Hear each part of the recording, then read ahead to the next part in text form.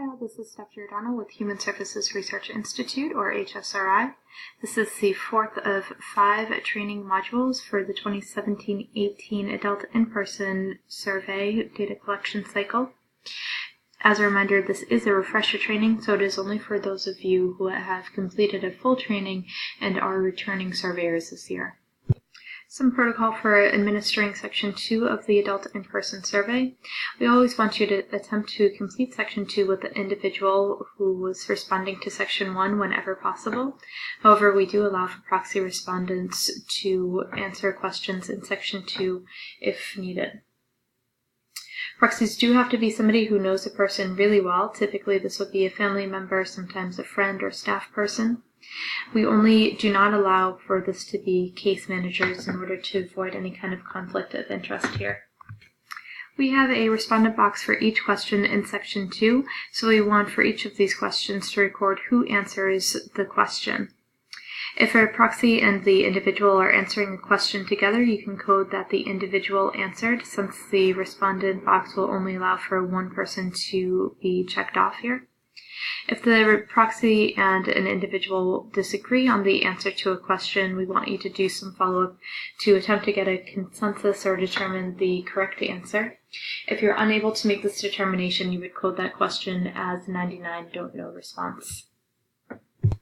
Okay, so getting into these questions in Section 2, we start out with questions around community inclusion. So this section is really helpful to start off by letting the person know what we mean specifically by community inclusion, meaning that we're looking for activities that are done in an integrated setting. So individuals may have gone out with people with disabilities, however, they're in the community around people without disabilities. So for most of these questions, we ask how many times in the past month they've taken part in an activity. If they've gone at least once to do this activity in the past month, we want to find out who they typically do this activity with. For instance, how many times did you go shopping in the past month? If the person goes at least 1 to 2 times, we're going to ask who the person typically goes with. For all of these questions, aside from the very last one, which we'll take a look at, we are looking for the previous month. So sometimes it's helpful to talk about in terms of the past week or 2 weeks if the person's done this activity, and if that's standard, we would multiply that by 4 or by 2. We look at how many times people have gone on errands or appointments. Question 52 is whether the person participated as a member in a community group in their community, and so this can be any kind of formal or informal group, such as a church group, a book club, it could be an intramural sports league, or any kind of community group. For this, we're not looking for a number of times the person participated in the activity, just whether they've done it in the past month. We ask about going out for entertainment, going to a restaurant or coffee shop. Important to note here, we are looking for the person going to a restaurant and or coffee shop and really sitting down to have a meal or to have coffee there. Question 60 asks, in the past year, so separate from the standard 1 month, in the past year, whether the person's gone away on vacation. And for this question, we do not include staycations as vacations. So we're looking for the person went away overnight, so away from home for at least a night in the past year. We then go into the section on choices. So for each of the questions in the choices section, we have 3 different response options. We code 2 when the person play a major role in making a decision. So the person may have talked to others, such as family or friends. They may have talked to a spouse. In that case, we would always code this as 2. However, if the person had only some input in making a decision but did not get to play the major role in decision making, we would code that null response 3. If the person did not have any input in making the decision, we code 1, that somebody else made the choice for the individual. Question 62 and the next question 63 ask about who made the choice of where the person lives and who they live with, or if they chose to live by themselves. For both of these questions, this is not applicable if the individual is living in the family home. We have some questions about choice in their daily lives, so around daily schedule and free time. For individuals who are in paid community work or going to a day program or workshop during the day. So questions 66 and 67, whether the individual had a choice in where they go. We ask if people can choose what to spend or how to spend their spending money. Question 69 was changed a bit last year, so we now ask whether people can change their case manager if they want to. This is because we know typically people are not able to make the initial choice of who their case manager is, and so what we want to know is really whether people are aware that they can make a change if they want to. Question 70 is standard from previous years, so do you choose or pick your staff? For this question, if the person says no, somebody else chose their staff, we want to follow up and find out if staff that are assigned can be changed if requested by the person. For this question 70 as well as 69, we want to be really careful in asking these questions so that we do not make people feel that staff or case managers will change based on the answer that the person gives. We want to make sure that the person knows that this is just in the future. If they want to make a change, can they do so? We then go into some questions around rights, so whether people have a key to their home. People can lock their bedroom if they want to. For this question, if the individual lives alone, we can mark off that not applicable response. Question 73 refers to participation in a self-advocacy group meeting, conference, or event. And question 74 is about voting in a local, state, or federal election. Here we want to be sure that we are clear that we're looking for elections in the local, state, or federal level. For both questions 73 and 74, if the person gives a no response, we do want to follow up and find out if it's in fact this middle response, which is that they had an opportunity to take part in a self-advocacy group or had the opportunity to vote, but they chose not to.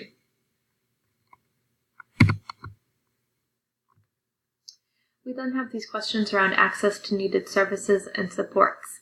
So this is a fairly extensive list. It corresponds to a question about services and supports the person receives in the background information section.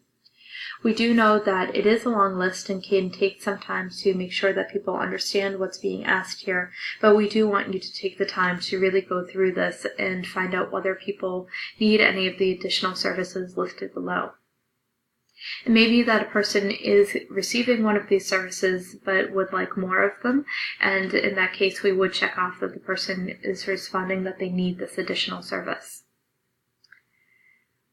For most of these response types, we do offer some rephrasing or additional definitions. You may have some state-specific definitions or explanations you can use. We also provide additional explanations and examples in that interviewer handbook.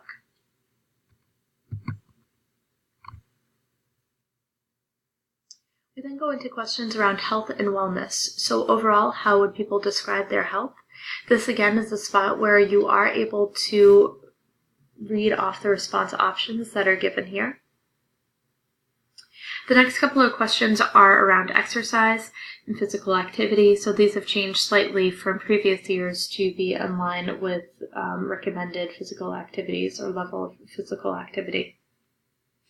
We asked question 78, how many times per week do you do moderate physical activity or exercise where you're active for at least 10 minutes at a time?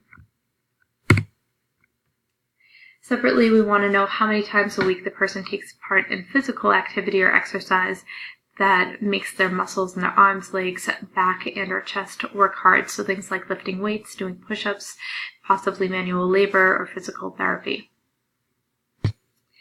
Some people, question 75 may be the end of the survey. For others, we're going to ask these last few questions around self-directed supports.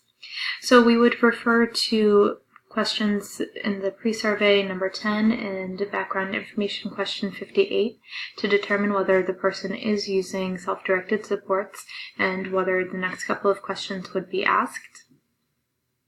For those who are using self-directed supports, we want to know who makes decisions about how the budget for services is used. So whether it's the individual mostly controls or makes the decisions, possibly the individual and family or friends, somebody else entirely, like a family member or close friend, or that decisions are made by a case manager or other professional employed by the state. So question 82, which is, do you participate in decisions about how to use your supports budget, hiring staff, or managing the service you get? So do you self-direct your supports? Is really used to determine whether the remainder of these questions in the self-directed module are asked. We want to know whether the person who's responding, so whether it's the individual or a proxy, are in fact taking part in self-direction, because these remaining questions are really only applicable to those who have any kind of authority in making decisions around self-direction.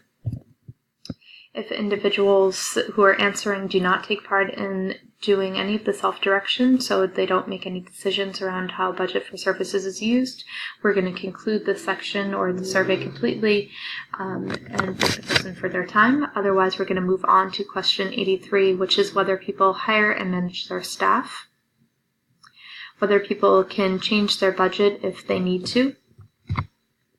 And then these last couple of questions are around information that the person may receive. So whether people get information about how much money is left in their budget or services. If so, if information that they receive is easy to understand, and how often they get information about the money that's left in their budget or services. I will conclude section 2 with the person or with the proxy. We do want you to complete this question 89, which is indicating all respondents to section 2. We know this may feel a bit redundant because we do have that respondent box for each of the questions in section 2, but as mentioned, we can only capture one respondent per question, and so this helps us determine if there are other people that we may not see reflected in that respondent option for each question who are helping out in providing answers to any questions in section 2. So finally, after concluding the survey, we do appreciate if you take time to finish the survey feedback sheet. This gives us some specific information about the survey itself, so how long it took to complete the face-to-face meeting, if you took any time to make phone calls in terms of setting up the meeting, collecting background information, or other sort of travel time.